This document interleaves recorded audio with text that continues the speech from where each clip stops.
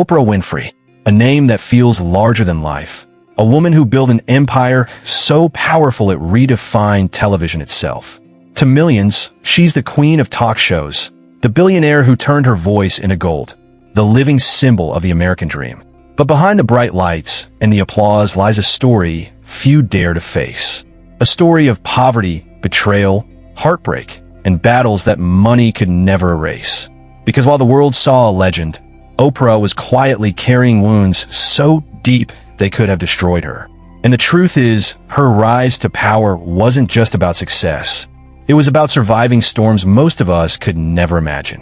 Oprah Winfrey's story didn't begin with fame, fortune, or even comfort. It began in the dirt roads of Kosciuszko, Mississippi, where she was born in 1954 to a teenage mother who could barely keep herself afloat. Her parents never married, and their fragile bond shattered almost immediately. From her very first breaths, Oprah's life was marked not by stability, but by separation and uncertainty. She was sent to live with her grandmother on a small, poverty-stricken farm. There, survival meant endless chores and a childhood stripped away before it ever had the chance to begin. Yet in that harsh environment came the gift that would change everything. Her grandmother taught her to read before the age of 3. By the time most children were just learning to spell their names, Oprah was standing in church reciting Bible verses with the conviction of someone who had already tasted suffering. But poverty leaves scars that books can't hide. Oprah has spoken openly about wearing potato sacks as dresses because her family had nothing else. To the outside world, she was just a little girl in rags. But inside, she was learning a brutal lesson. That dignity doesn't come from clothes or wealth, but from the strength to carry yourself when the world strips everything away. And yet, as cruel as those early years were, they were only the beginning. Because what waited for Oprah beyond her grandmother's farm would test her in ways no child should ever face. When Oprah was just 6 years old, the fragile stability she had known collapsed. She was sent north to live with her mother in Milwaukee, a move that should have offered comfort, but instead opened the door to neglect and instability. Her mother worked long hours as a maid, leaving Oprah in the care of others, shuffled between households that never felt safe, never felt like home. In those years, she carried a silent burden that would haunt her for the rest of her life. Trusted adults betrayed her innocence, exposing her to violations that no child should ever endure. These were not the kinds of wounds that could be seen, but the kind that followed her into every silent night, shaping her view of love, trust, and safety. Oprah would later admit with heartbreaking honesty, "I grew up never feeling wanted, never feeling safe." By the time she was just 14 years old, tragedy struck again. She became pregnant, a child forced into motherhood before her own childhood had even ended. The baby boy she gave birth to lived only a short while. For Oprah, the loss was devastating, a grief so heavy it cut deeper than any previous scar. She rarely speaks of it, but those who know her story understand it was a wound that shadowed her life, a reminder of innocence stolen too soon. The pain of those years could have broken her completely. For many, it would have. But for Oprah, it became the fire that forged her will to survive. And just when it seemed her life might spiral beyond saving, an unexpected figure stepped in, her father. At 14, after years of chaos and heartbreak, Oprah's mother made a decision that would change everything. Unable to manage her anymore, she sent her to live with her father, Vernon Winfrey, in Nashville.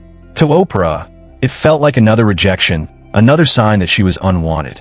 But what looked like abandonment turned out to be the turning point that saved her life. Vernon was nothing like the figures who had failed her before.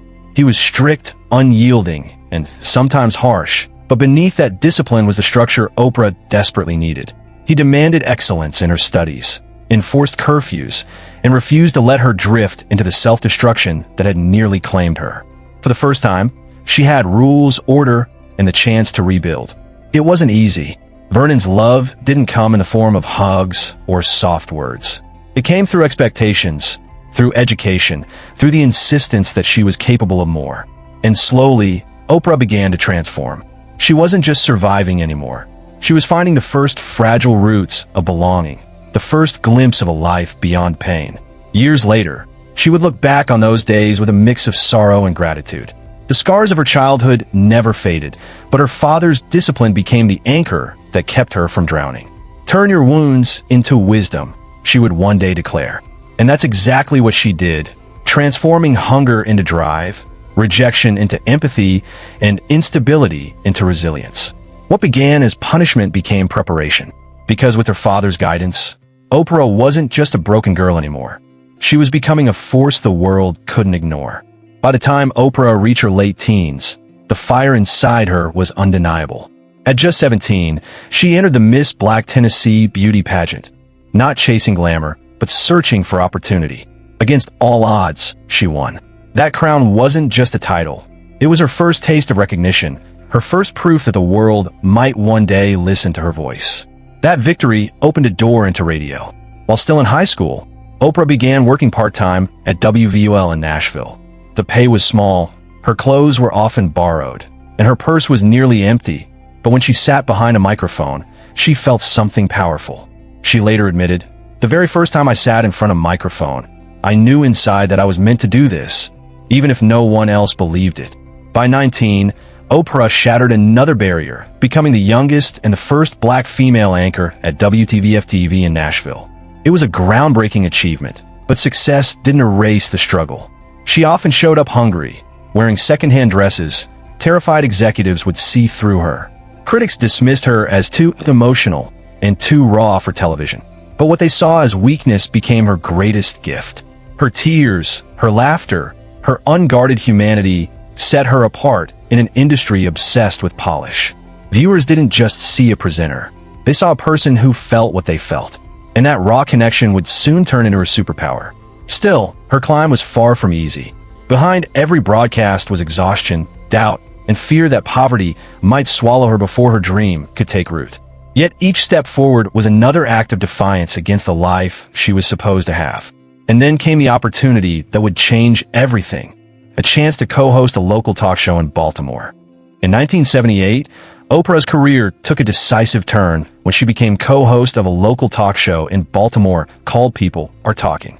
It was supposed to be just another daytime slot, but within months, it was clear Oprah wasn't like anyone else on TV. She didn't just interview guests, she connected with them. When they cried, she cried. When they laughed, she laughed. That authenticity broke through the screen, creating something television had never seen before. Still, the climb was grueling. For 8 years, she worked relentlessly, often doubting herself in private. She admitted there were nights when she thought, maybe this is all I can do. Maybe the world isn't ready for me. But the audience was ready, and soon the world would be too. In 1984, an opportunity came that seemed more like a gamble than a gift. A failing Chicago morning talk show called AM Chicago was dying in the ratings, dead last against every competitor. Few believed Oprah could save it. She was young, a black woman with a Mississippi accent, and the odds were stacked against her. But what the skeptics didn't see was the storm of resilience she carried inside her. Within months, Oprah flipped the impossible. AM Chicago skyrocketed to #1, dethroning even the legendary Phil Donahue, the reigning king of daytime talk. By 1986, the program was reborn as the Oprah Winfrey Show, and national syndication catapulted her into history. From a little girl who once wore potato sacks as dresses to the most-watched talk show host in America, Oprah had redefined what television could be. She wasn't just a presenter anymore. She was a cultural force. And as her empire grew, so did the pressure, because the higher she climbed, the more the world expected her to never fall. By the late 1980s, Oprah was no longer just a talk show host. She was the queen of daytime television. But she wasn't satisfied with being the face of a show. She wanted control. With the creation of Harpo Productions, she became the rare figure in media who didn't just appear on camera, but owned the cameras, the studio, and the rights behind them. She transformed herself from employee to empire builder. Through Harpo, she produced not only her own show, but launched the careers of others. Names like Dr. Phil and Rachel Ray became household staples because of Oprah's platform. She expanded into film, taking bold roles in The Color Purple and later producing socially powerful projects like Selma. At every step, she proved she was more than a celebrity. She was a visionary shaping culture itself. But even empires face storms. The pressure to dominate ratings year after year was relentless. Every episode had to land perfectly. Every word could be twisted into judgment. Critics accused her of blurring the line between journalism and therapy, of turning grief into spectacle. To some, she was too raw, too emotional, too unpolished for the grandeur of network television. And then came the attacks that cut deeper than any review. Tabloid after tabloid, turning her body into a battlefield. Her struggles with weight became front-page mockery, reducing her humanity to headlines. The same woman who had given millions a voice found herself silenced and humiliated by photos splashed across covers. Every fluctuation dissected as if her worth could be measured on a scale. Still, Oprah refused to break. Where others might have stepped back, she built higher. In 2011, she ended her legendary talk show and unveiled the Oprah Winfrey Network OWN. It was her boldest move yet, a channel built in her image. But instead of instant triumph, the dream nearly collapsed. Ratings were dismal, critics mocked her openly, and for the first time in decades, Oprah tasted the sting of failure on a massive scale. She would later admit, "The first year of OWN was the hardest time of my life. I thought I had made the biggest mistake." For a woman who built her legend on resilience, it was a haunting reminder. Even the strongest empires can crumble. But Oprah's story was never about surrender. What came next proved, once again, that every failure in her life was only fuel for a bigger comeback. For all of Oprah's triumphs, not every gamble paid off. In 1998, she poured her soul into Beloved, a film adaptation of Toni Morrison's Pulitzer Prize-winning novel. It wasn't just a project, it was her passion, her attempt to honor Black history and leave a lasting mark in cinema. She invested years of work, millions of her own money, and promoted it across every platform she owned. But when the film hit theaters, it collapsed. Audiences flocked to other movies, and Oprah's dream project lost more than $65 million. The humiliation was brutal. To go from commanding millions on television to watching empty theater seats was a wound she never forgot. She admitted she felt disoriented and depressed, as if she had lost her way. For months, she carried the silence of failure like a weight no one else could see. But that wasn't her only battlefield. Oprah's body itself became a war zone. For decades, tabloids turned her weight into a spectacle, plastering her across covers with cruel headlines. Even moments of triumph, like when she famously wheeled out a wagon filled with fat to symbolize her weight loss, became haunting images used to mock her for years.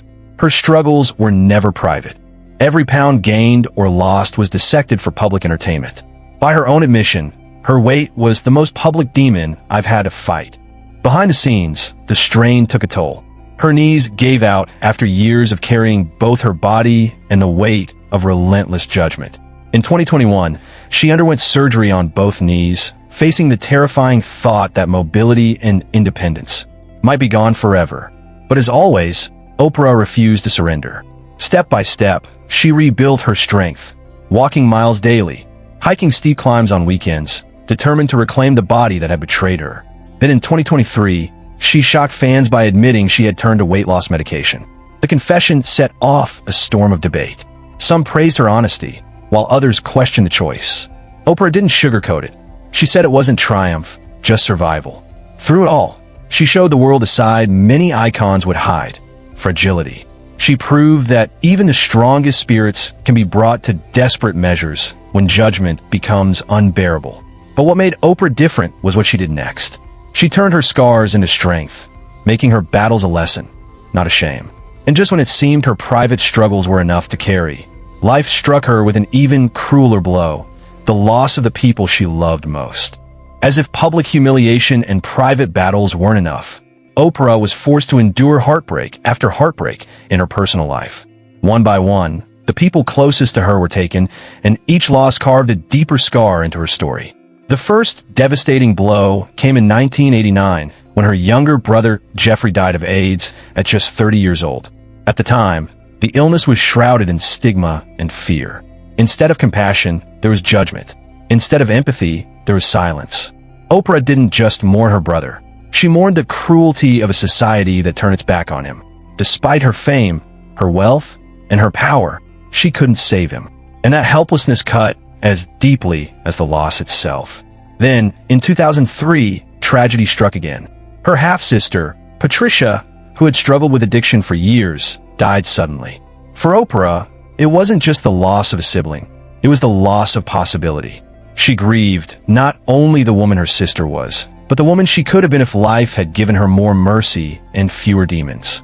Addiction hadn't just stolen Patricia, it had stolen years of love, laughter, and connection. But life wasn't finished testing her. In 2010, Oprah discovered she had another half-sister, Patricia Lofton, who had been given up for adoption decades earlier. Meeting her was both miracle and heartbreak. The joy of finding family was tempered by the sorrow of all the years they'd lost. Birthdays never celebrated, memories never shared. It was proof that life can surprise you, but can also remind you of everything time has already stolen. As the years went on, the cycle of loss continued. In 2018, Oprah's mother, Vernita Lee, passed away. Their relationship had always been fractured, marked by neglect and pain, and yet the final goodbye still carried an unbearable ache. Death sealed off the possibility of reconciliation forever, leaving questions unanswered and forgiveness unspoken. Just 4 years later, in 2022, she lost her father, Vernon Winfrey, the strict disciplinarian who had saved her life by forcing her onto the path of education. Losing him wasn't just the loss of a parent. It was the collapse of the anchor she had leaned on since she was a teenager. Oprah admitted that his death left her hollow in a way she couldn't even describe. A brother, a sister, a mother, a father gone. Each scar unique, each wound permanent. No amount of wealth or fame could shield her from the merciless truth. Life takes again and again. And yet, as always, Oprah carried the weight not as chains but as fuel. Because through all the grief, one thing remained, a love that, against all odds, endured. Through decades of loss and relentless battles, one constant has quietly stood beside Oprah, Stedman Graham. They met in 1986, the same year the Oprah Winfrey Show launched, and their bond has endured for nearly 40 years, a rarity in the world of celebrity, where relationships flicker out as quickly as they begin. But what makes their love remarkable isn't the length of time, it's the way they chose to define it. In 1992, Oprah and Stedman announced their engagement, and the world braced itself for the wedding of the century. But it never happened. Oprah shocked everyone when she admitted she had no intention of marrying. For her, the very structure of marriage felt like a cage, something that might destroy the delicate balance of their partnership. Instead, they chose something radical, a love not bound by contracts or ceremonies, but by choice renewed every day. Stedman never demanded that she shrink her light or sacrifice her ambitions. He became her sanctuary, the steady presence behind the scenes while she carried the weight of millions on her shoulders. And in return, Oprah gave him something few others ever saw, her unguarded self, her devotion away from the cameras. Her decision not to marry was only one part of her personal path that defied convention. Oprah also chose not to have children, a choice rooted in both pain and clarity. After losing her baby at just 14, motherhood carried with it both sorrow and hesitation. She later admitted, "I wouldn't have been a good mother because I didn't have the patience." It was a decision the world didn't always understand. In a society that often measures a woman's worth by marriage and children, Oprah broke the script. Instead of raising a handful of children, she chose to raise millions through her philanthropy, her schools, and her influence. To her, family wasn't just biology, it was impact. And yet, even with love by her side, Oprah's story was never just about her private life. Because while she found personal freedom in her choices, her empire and her legacy continued to grow, bigger than anything she had once dared to imagine. Today, Oprah Winfrey's name is synonymous with power and wealth. With a net worth hovering near $3 billion, she has become one of the richest self-made women in history. But unlike many who flaunt their fortune, Oprah's possessions tell a different story. They are not trophies of excess. They are symbols of survival. Her sprawling estates in Montecito, California, are her sanctuaries. The Promised Land estate, surrounded by ancient oaks and manicured gardens, is more than just land. It is the proof that a little girl who once wore potato sacks as dresses now owns acres that even time seems to respect. Her Maui properties, nearly 1,000 acres, reflect stewardship more than indulgence. She has worked to preserve the land as a refuge not only for herself, but for generations to come. Even her $70 million private jet is more than luxury.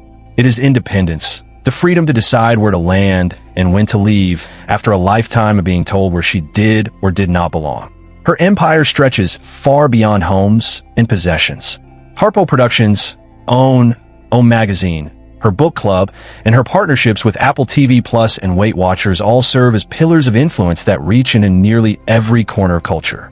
But for Oprah, the true measure of her success is in what she gives away. Her philanthropy has rewritten thousands of lives. At Morehouse College, she has funded hundreds of scholarships for young black men. Men who call themselves Oprah's sons and credit her with a chance to rise beyond circumstances that might have crushed them. In 2007, she opened the Oprah Winfrey Leadership Academy for girls in South Africa, creating a path from poverty to possibility for students who are now leaders across the globe. When wildfires devastated Maui in 2023, she co-founded the People's Fund of Maui, delivering nearly $60 million directly into the hands of families who had lost everything. For Oprah, wealth was never the end goal. It was the byproduct of a life driven by meaning. She once said, "Success is not about what you have, but about what you share." And in that measure, her legacy is vast. Yet even with billions, with estates and empires, Oprah's life remains a reminder that no amount of fortune erases scars. Her body has carried pain, her heart has carried grief, and her nights are sometimes filled with the silence of children she never had. She is proof that greatness isn't about perfection. It's about endurance, about carrying the weight until the weight itself becomes a crown. Oprah Winfrey's life has never been about perfection. It has been about survival, about transforming wounds into wisdom and failures into fuel. From a childhood of poverty and betrayal to the glare of global fame, she has carried heartbreak after heartbreak. And yet, again and again, she rose. She built an empire, redefined television, and became a voice for millions who long to be seen. But her truest legacy isn't measured in ratings or billions. It's in the resilience she modeled, the proof that scars don't have to define you, they can shape you. Her story is a reminder that greatness is not the absence of struggle, but the courage to keep standing even when the world has tried to break you. Oprah did not just change television. She changed what it means to endure. So the question isn't how she built an empire. The real question is this: how many times can a person fall and still rise again? Oprah's life gives us the answer every time.